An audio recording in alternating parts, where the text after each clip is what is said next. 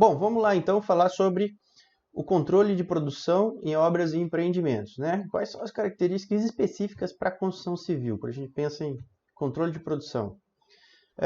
Basicão, né? Todo o processo a gente transforma entradas em saídas, né? E utiliza para isso esforço, trabalho, informações, bem como equipamentos e sistemas, legislação, enfim, informações ou recursos acessórios que a gente utiliza para realizar esse processo de transformação. E na construção civil, os nossos processos, que são as atividades de transformação, basicamente elas pegam as entradas de materiais e transformam em produto. Nossos edifícios, edificação, rodovia, enfim. O objeto que a gente está produzindo na nossa transformação. Comumente, a gente utiliza equipamentos de transporte, a gente utiliza requisitos do sistema de gestão da qualidade, né, coisas que a gente tem que cumprir para satisfazer a qualidade da satisfação dos clientes, né, das partes interessadas. E no Brasil, a engenharia civil está sujeita à Associação Brasileira de Normas Técnicas, a ABNT, e outras legislações. E o esforço normalmente é medido em homem-hora, aqui o trabalho, e a grande informação sobre como fazer, como realizar as atividades de transformação vem dos projetos executivos, certo? Tanto quanto os projetos executivos, quanto as outras especificações técnicas. Bom, vamos falar sobre o arranjo físico da construção civil. Quando a gente pensa em arranjo físico de uma produção, a gente pensa, produção, a gente pensa em linha de produção fordista, né? Que os componentes vão andando na esteira e as atividades vão sendo feitas para processar o produto, né? Esse tipo de arranjo é o por produto. E quando a gente pensa em indústria, em chão de fábrica, também a gente pensa nos setores, né? Setor de usinagem, setor de fresamento, setor de polimento, e o produto vai andando através dele. Esse aqui é o tipo funcional. Existe também o celular, que é o intermediário entre esses dois, mas também mais ligado a chão de fábrica. E o posicional é aquele em que o recurso ser transformado, o produto a ser transformado, ele fica fixo e os recursos vão até ele, que naturalmente, obviamente, é o caso da construção civil. Até aqui, nada demais. Bom, como é que fica a questão da produtividade na construção civil, né? Então, a gente viu que o arranjo é posicional, mas e aí? O que mais tem de específico na construção?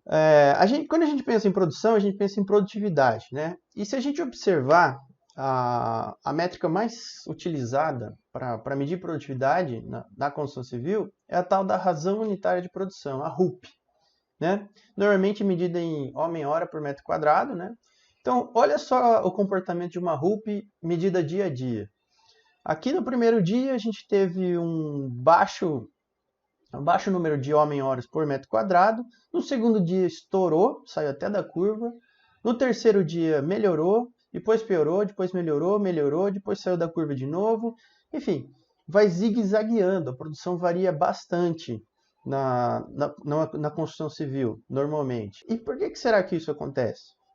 Bom, a produtividade, quando a gente pensa na produtividade, normalmente a gente pensa, um pedreiro faz tantos metros quadrados por dia, certo? Que na verdade é o raciocínio da RUP, o inverso da RUP, né? Quanto mais metros quadrados, melhor. Quando a gente pensa nisso, a gente está pensando na frente de serviço, aqui nos oficiais, onde está acontecendo o serviço propriamente dito. E quando a gente pensa dessa forma, sobre produtividade, não, tem que produzir tantos metros quadrados por dia, ou um funcionário normalmente produz tantos metros quadrados por dia, a gente normalmente está pensando nessa frente de trabalho. Só que, para essa frente acontecer, existe também, você pode pensar no conjunto oficiais mais ajudantes. Aí talvez a RUP seja maior, porque você tem um esforço de transporte do material até a frente de serviço. E você pode pensar também, não só nesse transporte aqui até a frente de serviço, você pode pensar também no serviço de preparação da massa, da argamassa, que vai ser utilizado na frente de serviço. Isso já dá uma outra RUP.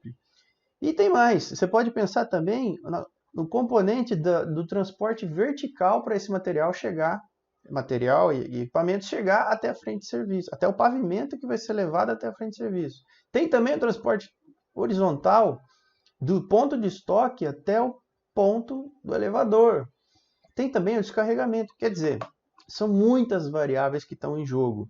Então, produtividade pode ser uma boa métrica para você controlar a produção ali na frente de serviço, mas nem sempre ela, dada toda essa quantidade de variáveis, nem sempre ela que vai ser o seu foco a todo momento. Existem serviços que sim, mas você tem que ter um processo de avaliar onde estão os seus gargalos e poder atacar e saber onde que está a sua ineficiência. Bom, qual que é a lógica de um bom sistema de gestão de produtividade, então, pensando no projeto, obra ou empreendimento? Do conhecimento de gestão, de gerenciamento de projetos, eles dividem os processos em 5 grandes grupos. Então, no início da obra ou término da obra, os processos vão acontecer no meio deles. Naturalmente, os processos de iniciação começam mais próximos do começo e os processos de encerramento mais próximos do término. E no meio?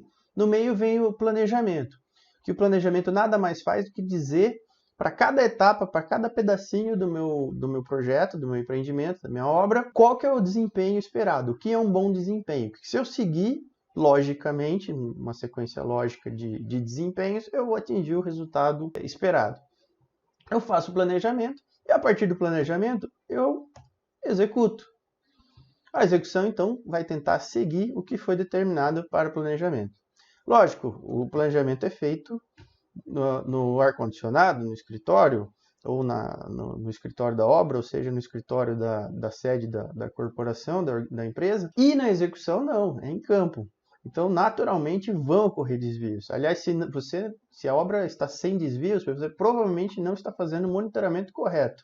E justamente a função do monitoramento é verificar o que a execução fez, comparar com o planejamento e aonde houverem desvios que o monitoramento identificar, a gente faz ações de controle. Então, essa que é a lógica. A gente tem aqui um quadro de controle, né? Aqui na nossa consultoria, a gente utiliza nos nossos clientes um quadro de controle de produção, que justamente ele utiliza o pensamento de você pegar, decompor o bom desempenho do planejamento em atividades diárias, em metas diárias a ser alcançados. Agora, vamos para o quadro para ver um modelo mais simples, não tão completo quanto esse, mas que seja mais fácil de aplicar para qualquer situação de obra que você possa vir a enfrentar. Vamos lá para o quadro. Bom, esse é o nosso quadro de controle de obras, certo? Aqui eu tenho uma tabela bem simples, bem simplificada, tá? Para você poder utilizar em qualquer aplicação, em que eu tenho as frentes de serviço na coluna principal. Então aqui eu tenho exemplo de 3 frentes de serviço: contrapiso, impermeabilização, piso cerâmico. Aqui eu tenho o código dessa frente de serviço, 1, 2 e 3. A equipe que eu aloquei para realizar esse trabalho, produção esperada, e aqui na frente eu vou fazer o controle dia a dia dessa produção. De que forma? A cada um dos dias eu vou preencher o que foi produzido e quem estava presente na frente de serviço e comparar sempre com o meu planejamento de equipe e de produção. Então, para a gente exemplificar aqui, eu vou fazer um preenchimento. Então aqui eu estou controlando o bloco C da minha obra no dia 11 de março, dia de hoje. A minha equipe planejada para o contrapiso é uma equipe da empreiteira Silva Contrapisos, e a equipe que eu tenho planejado para ele são 2 oficiais, 2 pedreiros, mais 2 ajudantes. Esse foi determinado para o Silva. De impermeabilização, eu tenho a equipe do Pereira. O Pereira eu tenho uma equipe de 2 oficiais e 1 ajudante. Para o piso cerâmico, eu tenho a equipe do Costa. E eu tenho também uma equipe de 2 oficiais e 2 ajudantes. Qual que é a produção esperada? Bom, eu dimensionei meu planejamento, me diz que eu preciso fazer um apartamento por dia. E por coincidência aqui no nosso exemplo, esses serviços são lineares, segundo o nosso planejamento. Então, eu vou dizer que a razão deles é todos um apartamento por dia.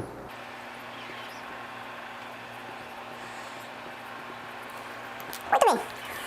E eu vou utilizar também um código de cores para dizer a frente de serviço em qual pavimento que ele está trabalhando e se já foi aprovado ou se houve não conformidades. Aqui embaixo do nome da frente de serviço eu tenho um esquema de todos os pavimentos do meu empreendimento. Aqui é um empreendimento bem simples, né? De um térreo, primeiro, segundo e terceiro pavimento. Eu tenho apenas 4 pavimentos. Mas eu vou utilizar esse sistema de cores para dizer onde que as equipes estão trabalhando. Então vamos lá. Quando eu circulo o pavimento em azul, significa que a frente está trabalhando ali. Então eu vou dizer que uma equipe de contrapiso está trabalhando no terceiro pavimento.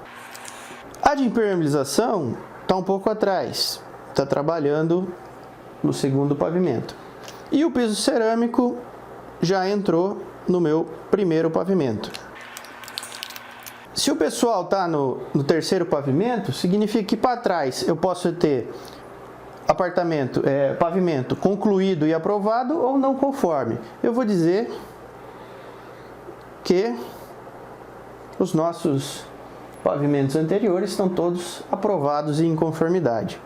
Impermeabilização é a mesma coisa. Eu já fiz o teste de estanqueidade, já pressurizei a rede e deu tudo certo. Piso cerâmico, mesma coisa. Então, minha linha de balanço, eu estou subindo, fazendo uma taxa de um apartamento por dia. E essas são a equipe, a métrica de produção e a informação de onde estão as minhas frentes de serviço. Muito bem, agora o meu trabalho ficou bem simples. Terminou o dia, eu peço para os meus auxiliares, para os meus assistentes de engenharia, verificarem o que foi realizado e quem estava presente a cada dia que houve produção na obra. Então a equipe do Silva era para ter 2 oficiais e 2 ajudantes e produzir um apartamento por dia. No final da segunda-feira, ele produziu um apartamento por dia. Legal. E esteve presente a equipe completa, 2 oficiais e 2 ajudantes. É a mesma coisa para as outras equipes. Eu vou dizer que na segunda-feira a produção foi exatamente conforme planejado e a equipe estava sempre completa. 2 oficiais presentes e 1 ajudante presente do Pereira. Foi produzido um apartamento e esteve presente 2 oficiais e 2 ajudantes. Na terça-feira, o cenário vai mudar um pouquinho. Eu vou ter o pessoal de contrapiso, eles não fizeram o apartamento inteiro. Eles fizeram mais ou menos 3/4 de um apartamento. E a equipe estava completa. Esse fato, no final do dia, quando eu for analisar, engenheiro, equipe gestora da obra, eu for analisar a produção dessa frente de serviço, alguma coisa aconteceu aqui que me impediu de ter um bom desempenho. Eu tive algum impedimento aqui.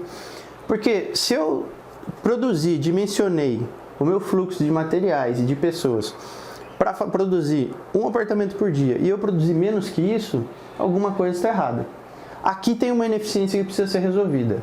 Outro cenário possível é o seguinte: eu tive o mesmo 0, aqui foi até pior, vamos fazer um exemplo aqui da impermeabilização. Eu fiz meio apartamento, quando eu devia ter feito 1. Aí quando eu vou olhar as pessoas presentes, eu tive um oficial e um ajudante. Quer dizer, aqui ficou claro que não foi problema de abastecimento, que minha equipe estava no local, porém metade da equipe, e eu produzi metade. Então aqui foi um problema de quantidade de pessoas mesmo, de esforço, de homem-hora para poder realizar o trabalho. Então essas métricas aqui, marcadas dias a dia, fica muito fácil de você planejar o dia seguinte. Por exemplo, aqui no contrapiso eu sei que aqui eu vou precisar ter no fim do dia pelo menos 1,25 apartamentos concluídos para não atrasar a obra. Se chegar no fim do dia eu tiver menos que isso, eu estou acumulando atraso e eu vou causar problemas para as linhas de balanço, para as frentes de serviço subsequentes. Então, esse quadro simples aqui, você anotando todas as equipe presente, dia a dia, e qual foi a produtividade realmente realizada dia a dia, faz com que você consiga tomar essa decisão. Onde estão os seus gargalos, onde estão os impedimentos, o que você precisa fazer para resolver. A equipe estava completa, a produção foi baixa, foi problema de abastecimento, o que aconteceu? Vamos fazer um planinho de ação rápido e tirar esse impedimento logo de frente. Dá para aplicar, tá fácil, qualquer questão você pode posicionar para a gente dá um retorno para vocês. Bom, pessoal, espero que vocês tenham gostado dessa ferramenta prática de gestão, do nosso quadro simplificado, que a gente viu lá na lousa. A ferramenta inteira que a gente utiliza para os clientes não daria tempo para explicar em um vídeo como é que a gente faz o passo a passo, porque tem vários campos, várias lógicas para você preencher e garantir que não vai travar a sua frente de serviço. Mas o quadro já é uma boa valia, já dá para você começar. E a gente da Brain Builder Consulting fica à disposição para qualquer outra dúvida eventual. Um abraço e até logo.